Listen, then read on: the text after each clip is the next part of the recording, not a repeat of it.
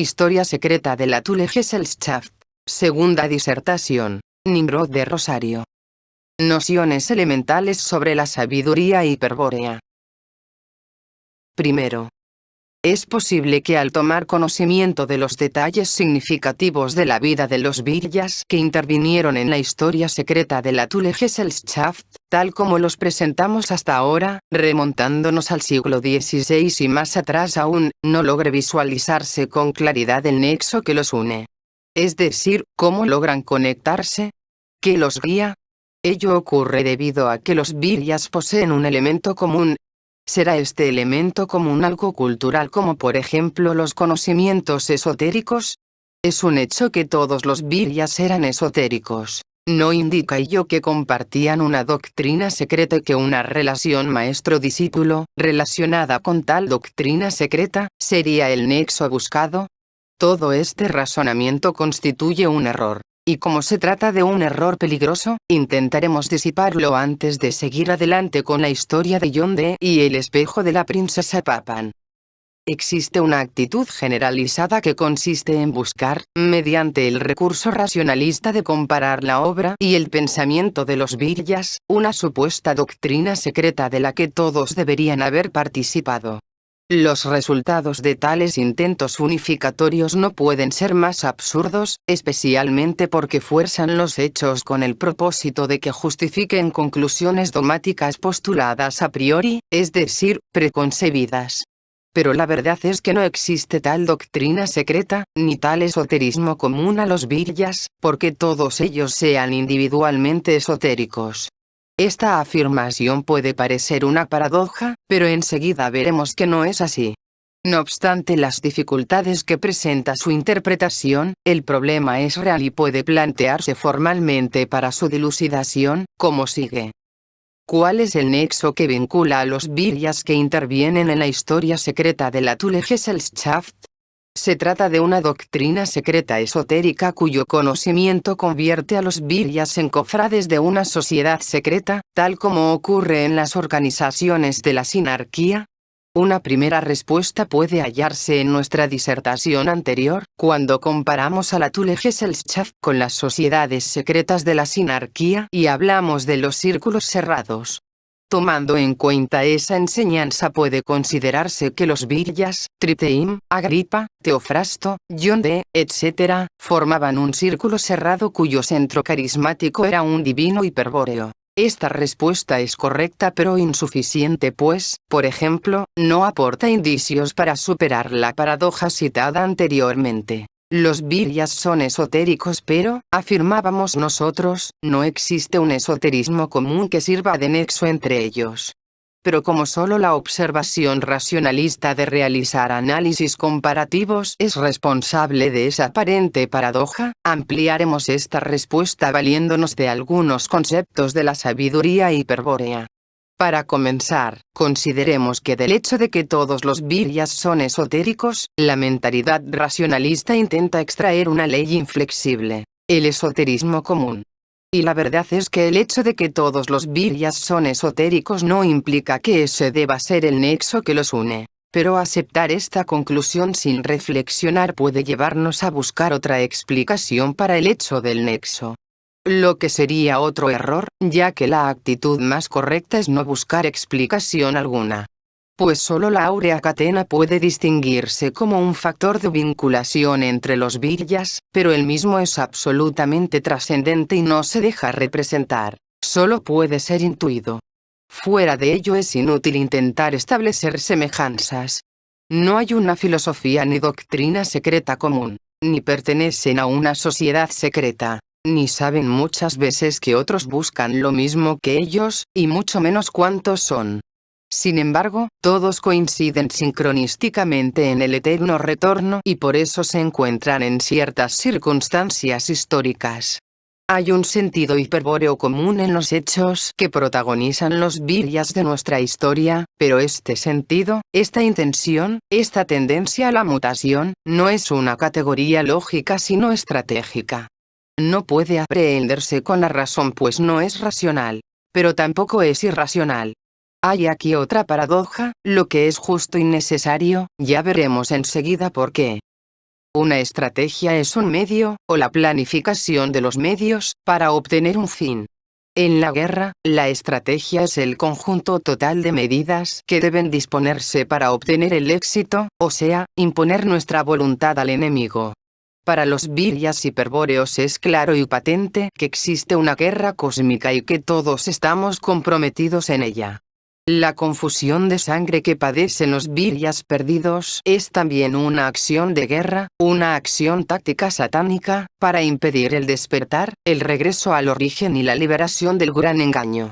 Por eso decimos que toda acción de los viryas hiperbóreos es una categoría estratégica y que, en tanto no se posea una clara visión de las estrategias en juego, no es posible interpretar tales acciones. Cuando un pueblo se encuentra colectivamente identificado con una filosofía o religión, llegando hasta el extremo de regular la vida diaria de acuerdo a normas, preceptos o leyes emanados de tal filosofía o religión, decimos que las mismas constituyen un modo de vida para quienes las practican.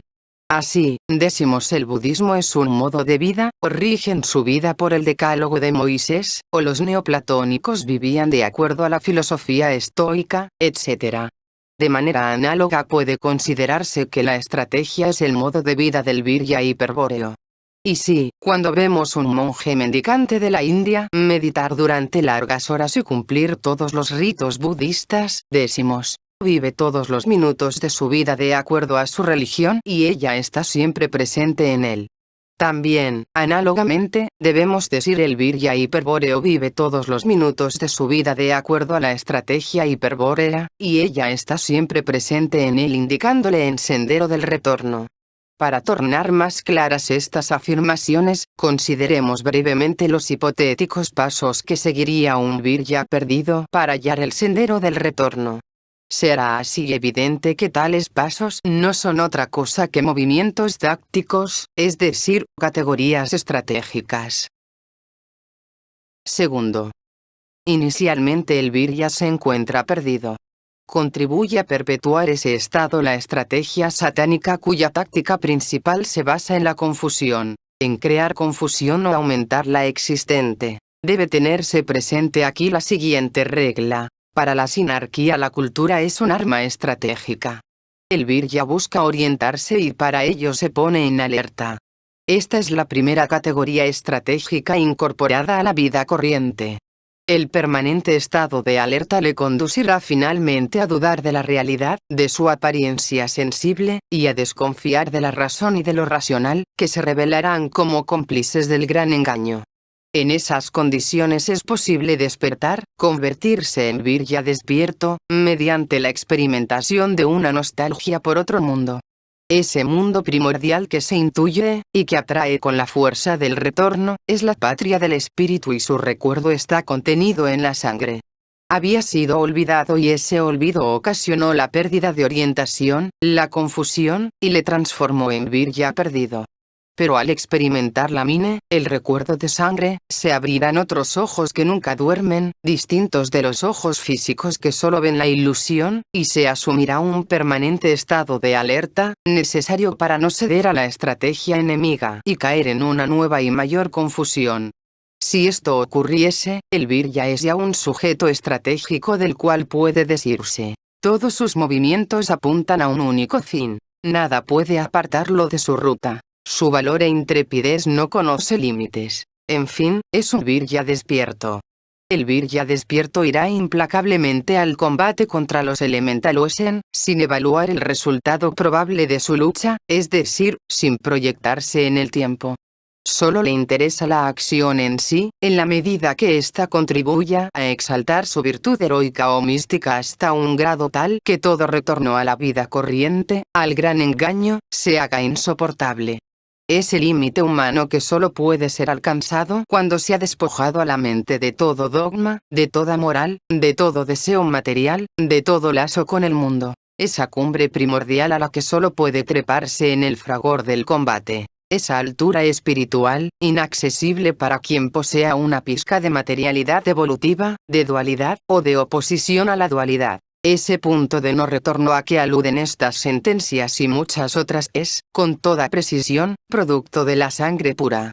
Pero cuando se habla de impureza sanguínea, jamás debe confundirse este concepto con el de impureza racial, en el sentido de mezcla de razas, mestizaje o bastardización. Es cierto que el mestizaje étnico ocasiona una confusión genética y que ésta incrementa la confusión estratégica del virya. Pero se trata tan solo de una parte del problema y, diríamos, la menor. La impureza sanguínea es un concepto esotérico de la sabiduría hiperbórea que se refiere al contenido gnóstico de la sangre y, desde luego, a otra sangre, distinta del mero plasma linfático de la hemoglobina. Debemos tener presente, entonces, que la pureza racial es un factor favorable, pero que este por sí mismo nada asegura en cuanto a la pureza sanguínea.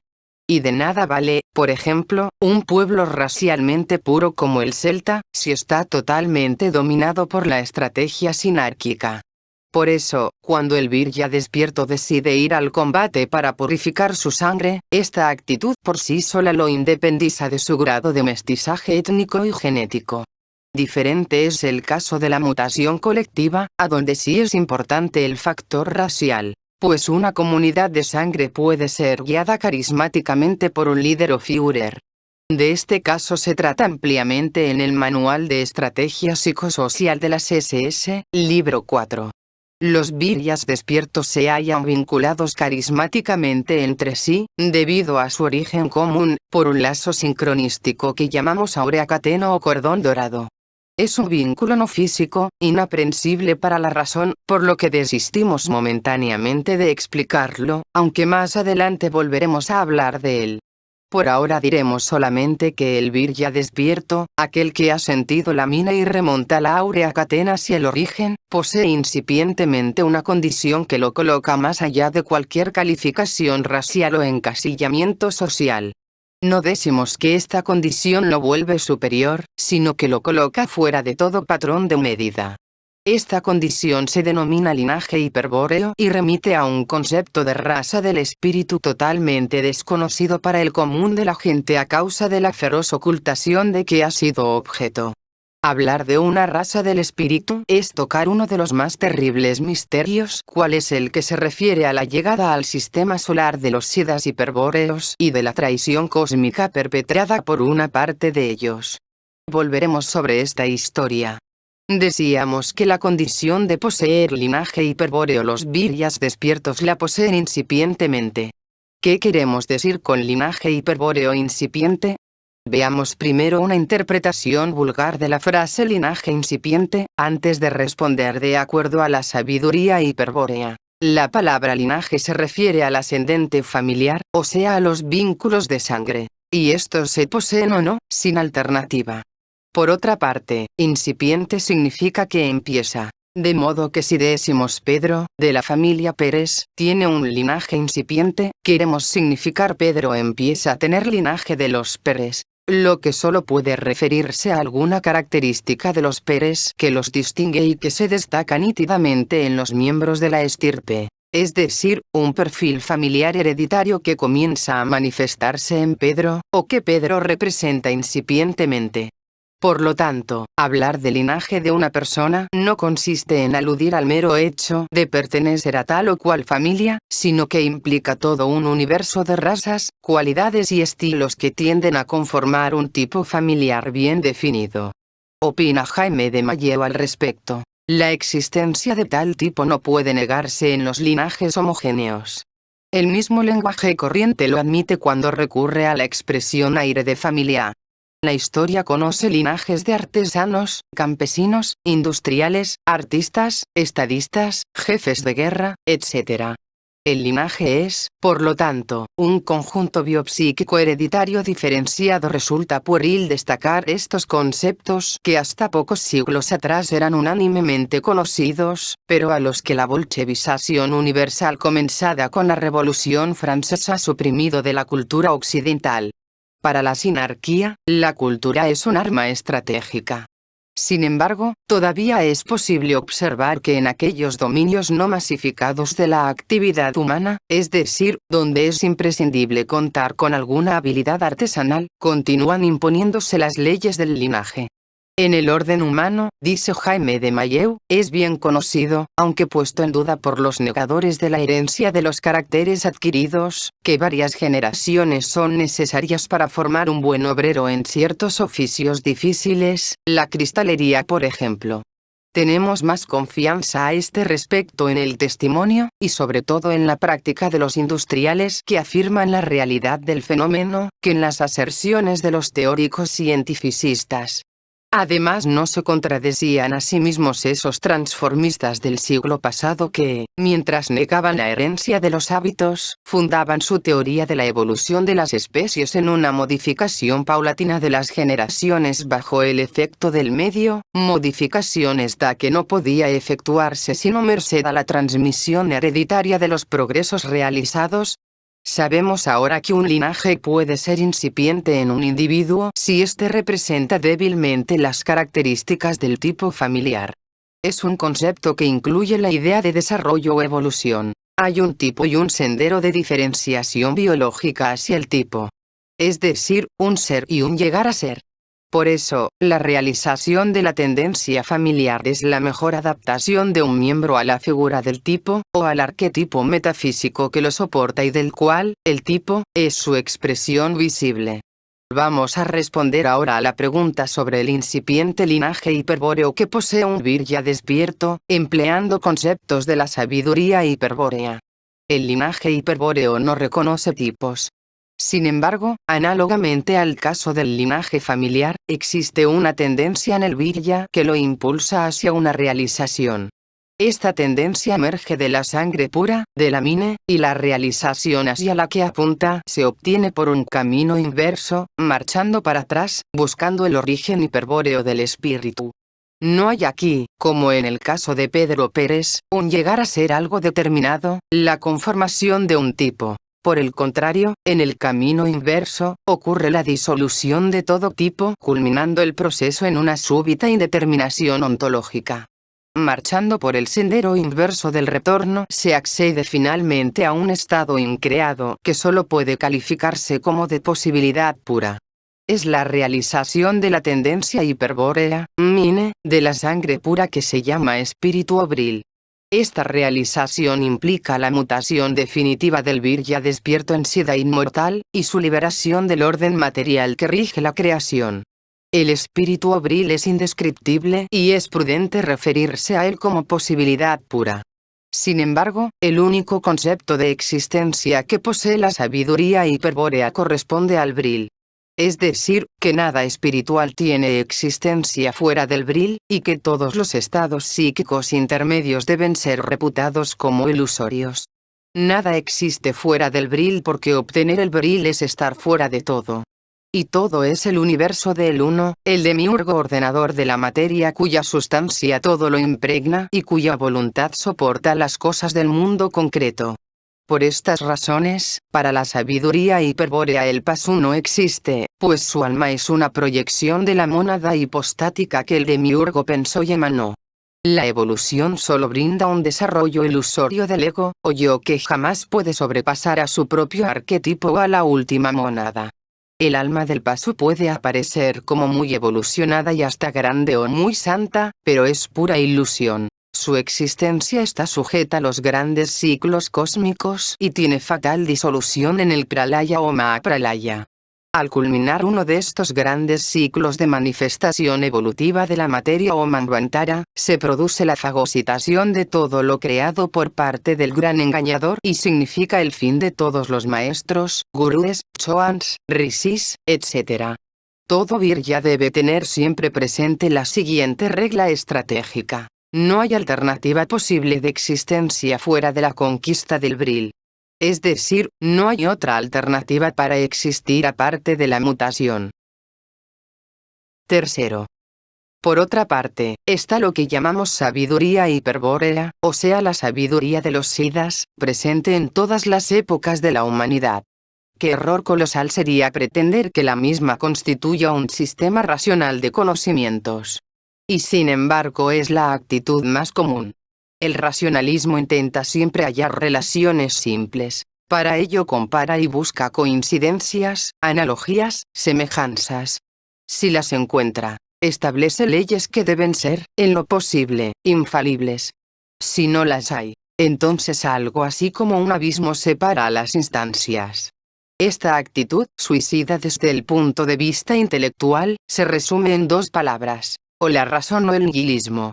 Hasta los espíritus más sutiles ceden a la diosa razón. Repasemos brevemente algunas de las ideas, tan brillantes como fatuas, emitidas por los racionalistas en su obcecado intento de unificar los principios que sustentan las distintas ciencias. Los que estudian las religiones y las comparan, suelen descubrir que algo así como una tradición primordial ha dejado un rastro común en los distintos mitos. Cosa que, por otra parte, han afirmado siempre los espíritus más iluminados de la humanidad, identificando esta tradición primordial con la sabiduría hiperbórea. No bien han considerado esto, concluyen arbitrariamente que tal tradición primordial se refiere a un único mito común. Nada más racionalista y absurdo que esta hipótesis que, naturalmente, jamás logran demostrar, a pesar de las interesantes analogías simbólicas que suelen emplear en sus teorías. Esta actitud mental es ingenua e infantil, pero, a fuerza de generalizarse, resulta hoy natural o científica. Veamos otros ejemplos. Si se habla de etnología o de antropología, se busca una única raza que, partiendo de un centro de difusión, llámese Oriente u Occidente, Palestina o el Gobi, etc., justifique con sus desplazamientos todas las migraciones conocidas. Si se habla de religión, un único mito, situado en un centro de difusión, llámese Atlántida o Lemuria, o Mu, o Hiperbórea, o América, o Asia, o el Norte, o el Polo, etc., debe justificar todas las cosmogonías religiosas y hasta al esoterismo, que sería una parte de quinta esencia de la síntesis mítica. Lo mismo ocurre si hablamos del origen del universo, donde una explosión única, central, es la responsable de todo lo existente. O si nos referimos a la física, donde una ley del campo unificado, que permita deducir todas las leyes del electromagnetismo y la gravitación, todavía está esperando que alguien la invente. Estos razonamientos, estas ideas unificatorias, son ingenuas e infantiles, como ya hemos dicho. Pero, atención, aquí infantil debe leerse propio del Pasú, pues el racionalismo que estamos describiendo es el modo de pensar del Pasú. Y la tendencia a unificar es también propia de los hijos de Jehová Satanás. No olvidemos que la culminación de esta tendencia es la concepción, también absurda e infantil, del monoteísmo, concepto que encubre la pretensión de unificar en la figura del demiurgo, el uno, todas las devociones religiosas. Porque la tendencia a unificar y el monoteísmo son también tácticas de guerra de la estrategia sinárquica. Hasta Max Müller, cuyo amor por Jehová se aprecia en toda su obra, ha reparado en el abuso que se ha hecho de esta tendencia a la unificación. En la ciencia de la religión dice lo siguiente: se ha discutido mucho sobre si la humanidad comenzó por el monoteísmo o el politeísmo. Si recordáis cómo han nacido y crecido las principales divinidades del Veda y cómo las cosas han seguido un curso natural, simple e inevitable, quizás penséis conmigo que toda esa controversia apenas merece que nadie se detenga en ella, al menos en lo que se refiere a los indos o a los indoeuropeos. Yo creo que nunca se ha propuesto por sí misma la cuestión, sino que es un legado de esa teoría de la Edad Media de que la religión ha comenzado por una revelación primitiva que, naturalmente, no podía ser más que una religión verdadera y perfecta y, por consecuencia, un monoteísmo. Claro que este monoteísmo no se habría conservado más que entre los judíos, habiéndolo abandonado las demás naciones para caer en el politeísmo y la idolatría, de donde emergieron más tarde a una luz más pura, ya por la religión, ya por la filosofía. En este respecto, sigue diciendo Max Müller, sucede con la religión lo que ha sucedido con el lenguaje. Sin tener siquiera la autoridad de la Biblia, ni ninguna otra que invocar. Sin poder ni aun asociar a su teoría ninguna idea clara y definida, multitud de teóricos en la Edad Media, y hasta en nuestros días, han sostenido que también el lenguaje salió de una revelación primitiva. Este era el primer paso de la teoría. Segundo paso, esta lengua primitiva no puede ser otra que el hebreo. No se pueden imaginar la erudición e ingenio que se desperdició en probar que el griego y el latín, el francés y el inglés, derivaban del hebreo. Pero como a pesar de todas las torturas a que se sometió el hebreo, no se le pudo arrancar el reconocimiento de esos hijos degenerados, de fracaso en fracaso, se vieron forzados, a la postre, a reconocer que había que volver a comenzar el proceso con nuevos datos y que había que reunir imparcialmente todos los testimonios que se pudieran encontrar sobre el origen y desarrollo de la palabra humana.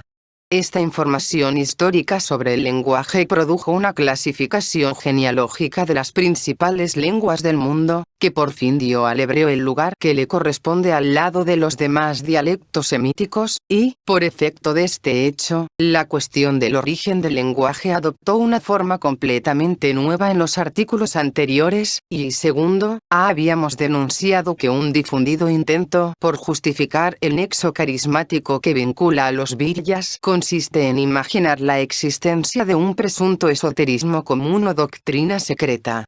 En este artículo tercero hemos visto cómo el racionalismo elabora teorías sobre la base de la unidad de los principios que fundamentan las ciencias. Y ahora debemos considerar que, por esta tendencia a unificar, cuando se descubre que los viryas son esotéricos y que dicho esoterismo se relaciona con una sabiduría hiperbórea de la cual todos ellos hablan, los racionalistas no pueden resistir la tentación de suponer, gratuitamente, que tal sabiduría hiperbórea constituye el esoterismo común o la doctrina secreta buscada. Si esto es así, se razona, dicha sabiduría hiperbórea debe ser un sistema de conocimientos o cuando menos un mito común que, racionalizado, da lugar a una doctrina esotérica. Esta es una conclusión lógica y por eso no puede ser verdadera. Nosotros, por el contrario, afirmamos que la sabiduría hiperbórea es única para cada virya en particular y, por lo tanto, su enseñanza es distinta en todos los casos, no existiendo nada común entre los viryas. Sin embargo, a pesar de la absoluta individualidad que presenta el conocimiento adquirido por cada virya, suelen ocurrir ciertas coincidencias temporales, que llevan a un contacto sincrónico entre los viryas, cuando ellos han adoptado un sendero que pasa por la mutación colectiva.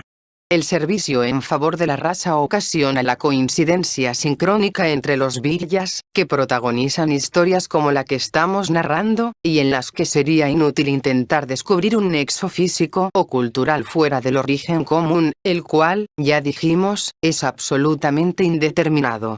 En síntesis, la sabiduría hiperbórea, distinta para todos, no puede ser enseñada, pero sí puede ser aprendida. Esta conclusión no es lógica sino absurda y por eso debe ser verdadera. Hagamos un resumen final.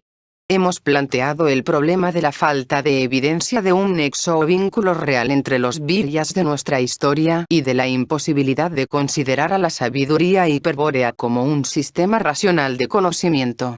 El análisis racionalista dirá que sin tales vínculos y sin tal sistema nada puede existir. Tenemos a nuestro favor el hecho irrefutable de que la historia puede ser contada y de que la sabiduría hiperbórea puede ser aprendida. Pero es necesario profundizar más en este problema y por eso, en el artículo cuarto, lo encararemos desde otro punto de vista. Cuarto. Esta reiteración que hacemos volviendo atrás varias veces sobre el mismo problema podrá sorprender, sin duda, a la mentalidad racionalista acostumbrada a transitar linealmente o avanzar verticalmente en la convicción de encontrar, al final del camino, una única solución, una definitiva e inmutable respuesta. Pero nosotros no compartimos este optimismo lógico.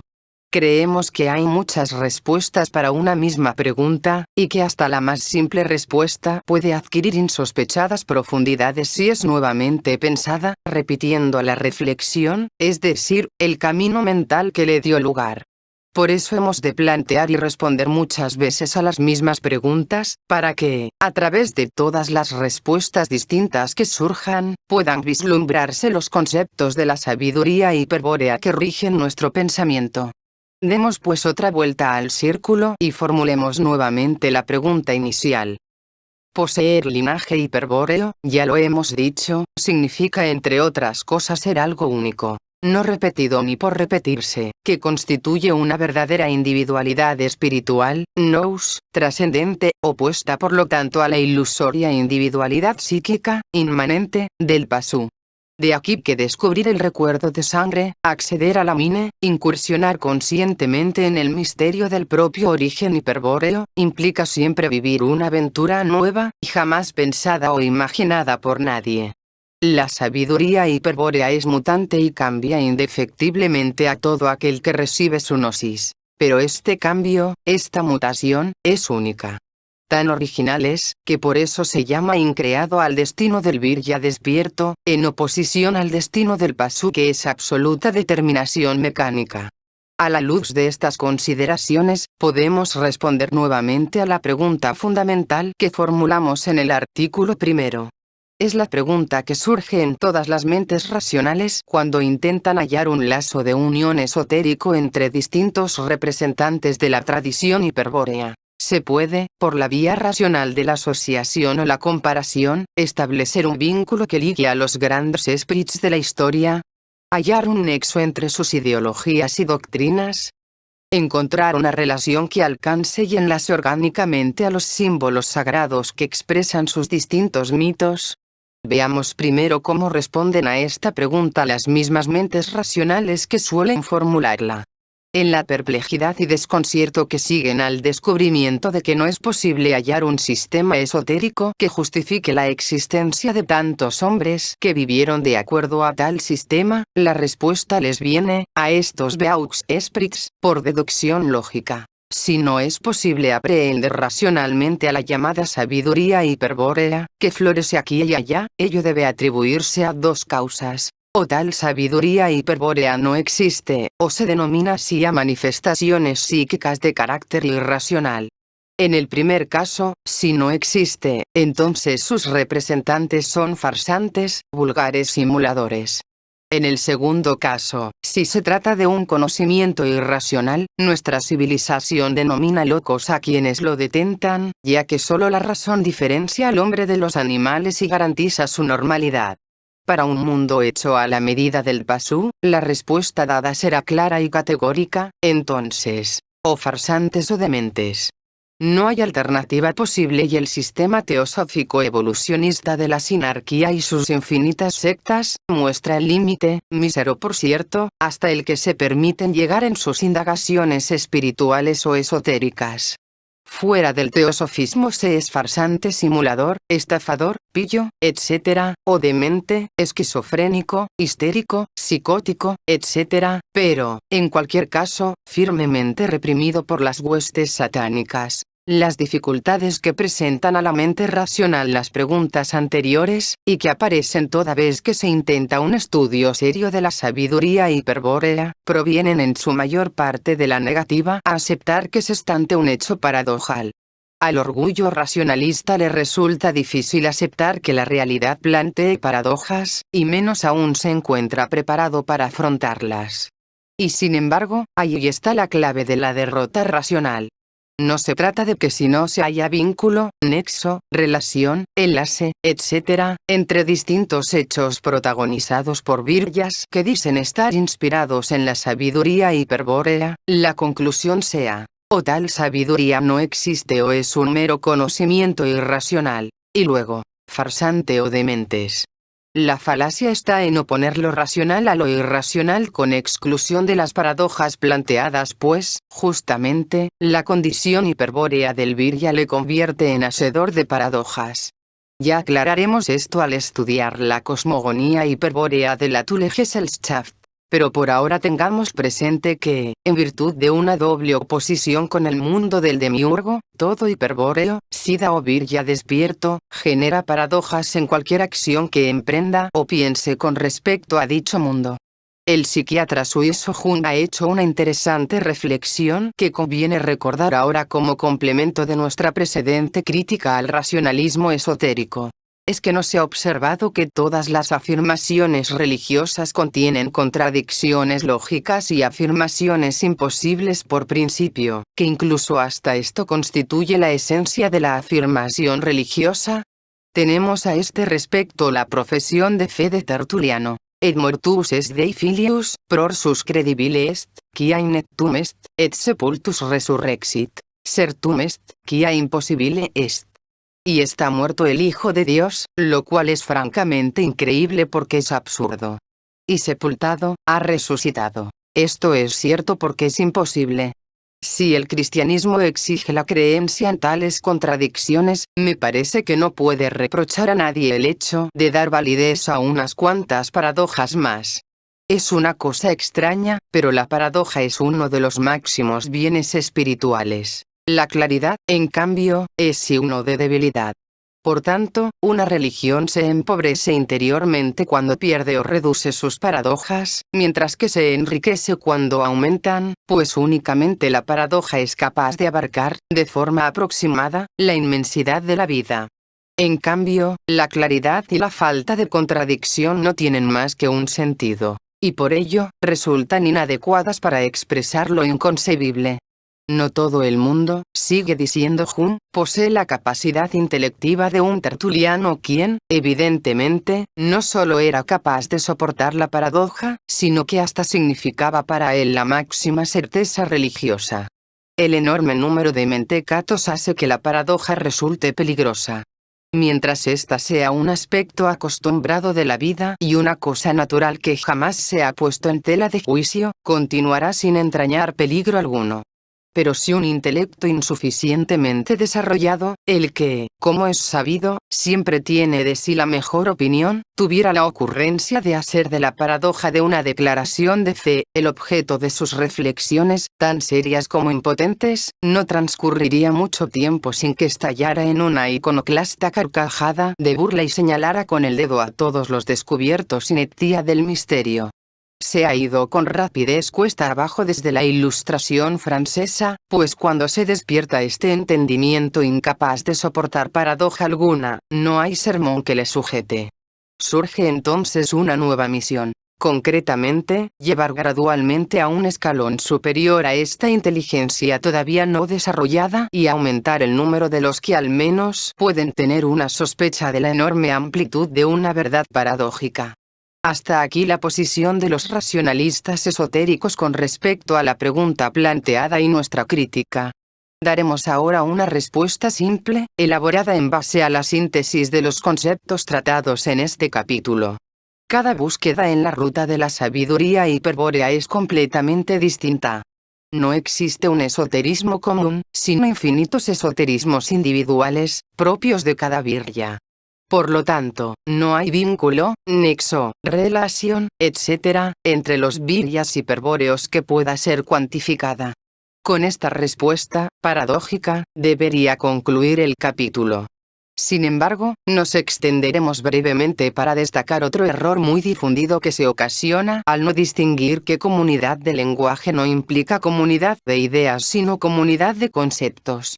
Es este un error cultural, semántico, debido a que los análisis racionales se efectúan sobre la base de conceptos encerrados en construcciones lingüísticas, palabras que intentan representar ideas para posibilitar la comunicación entre los hombres, ideas comunes que, ingenuamente, creemos poseen el mismo sentido para todos. Tomemos una palabra, por ejemplo, Dios. Todos saben qué significa, conocen el concepto. Hasta aquí llega la razón.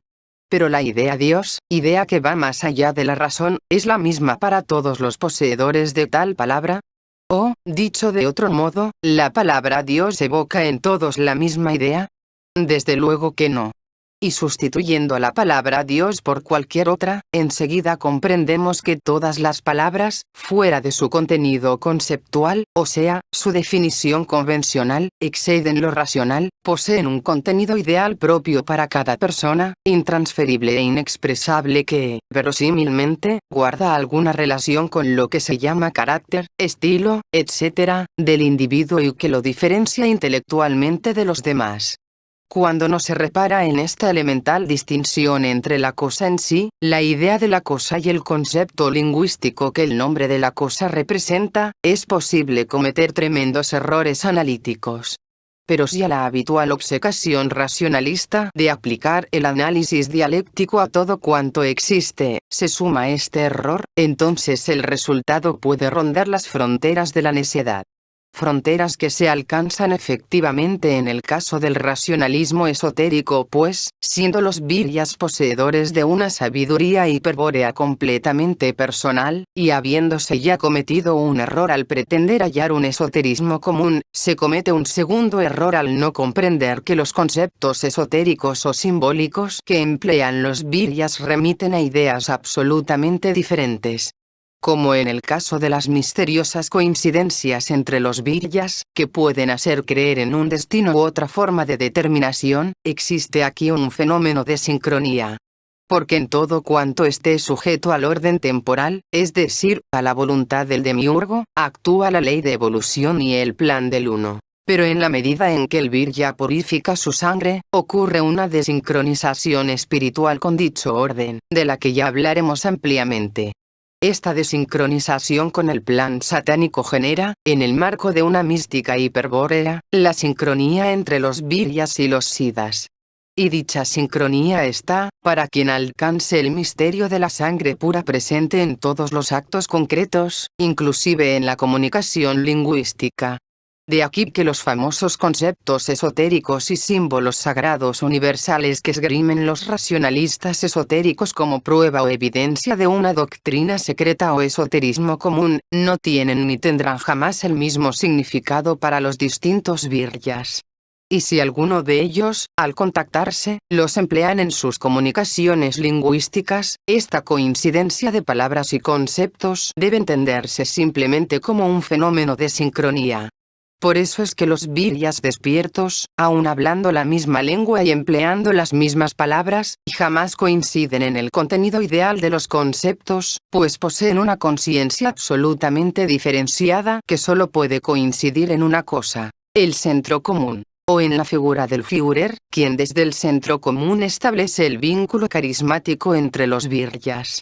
Se ha puesto en evidencia un error muy difundido: la no distinción entre concepto lingüístico y representación mental, o idea de la cosa. Sin embargo, este error puede adquirir variantes muy sutiles, no tan fáciles de apreciar, en ciertos racionalistas esotéricos que, aun aceptando la distinción destacada, quizá por adherir a alguna filosofía idealista, pretenden sujetar las ideas al forceps de los arquetipos. Pero ese molde, ese límite último que soporta las cualidades de la cosa, el arquetipo, más que formal es un atributo ontológico, y la objeción planteada se inscribe así dentro del campo de la metafísica. Aunque cause horror considerar que haya quienes profesen una suerte de racionalismo metafísico. Estudiemos, por último, esta variante del error. Los racionalistas esotéricos metafísicos objetan que existe un estadio último, un plano superior, arquetípico, al que se refieren todas las ideas. Los arquetipos, puros símbolos emanados por el demiurgo, encierran la esencia ontológica de todo lo existente y son quienes determinan en conjunto la forma de las cosas. Las ideas pensadas por el hombre son, entonces, meras copias de sus arquetipos universales. Y desde que la idea de una misma cosa, pensada por muchas personas, comparte sin embargo un arquetipo común, no habría posibilidad noseológica de sobrepasar dicho arquetipo. En otras palabras, Dios, el demiurgo creador de arquetipos, debe estar tranquilo. El hombre, Pasu, no puede dar ninguna sorpresa, no ha comido del árbol de la gnosis. Lo explicaremos de otro modo.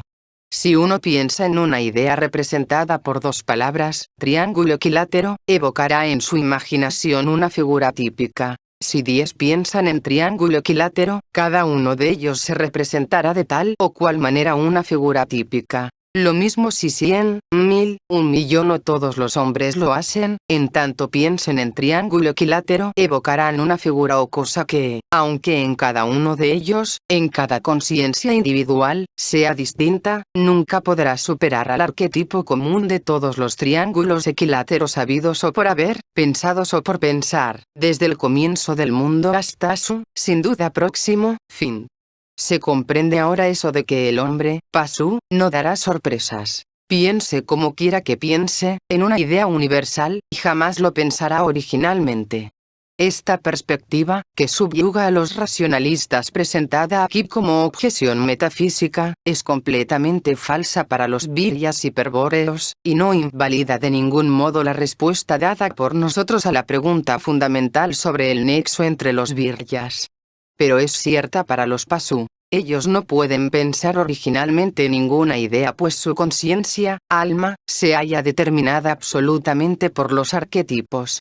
El virya despierto, en cambio, posee un espíritu hiperbóreo, totalmente ajeno al mundo del demiurgo y su determinación, espíritu que es posibilidad pura y se denomina también bril.